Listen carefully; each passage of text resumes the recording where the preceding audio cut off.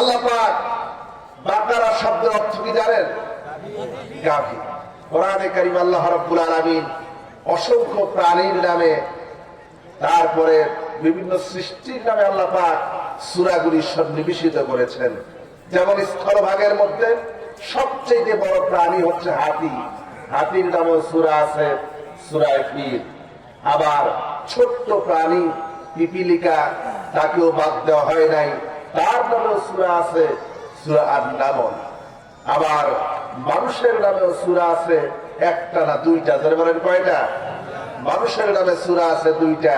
একটা হচ্ছে সূরা নাস, এটা তো সকলেই জানি, আর আরেকটি হচ্ছে সূরাতুল ইনসান, এটা মানুষের নামেও সূরা। আবার আমার পর্দার আড়ালে বসে আছেন মায়েরা বোনেরা, তাদের নামেও আল্লাহ পাক সূরা দিতে বাদ দেন নাই। তাদের মর্যাদা বৃদ্ধি করার জন্য আল্লাহ পাক তাদের নামেও সূরা দিয়েছেন, সূরা নিসা।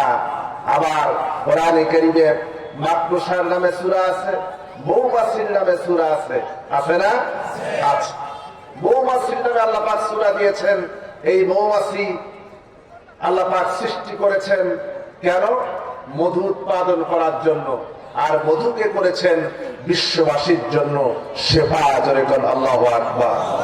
এর মধ্যে রয়েছে সমস্ত রোগের প্রতিষেধক আল্লাহ পাক এই মধুর মধ্যে দিয়েছেন।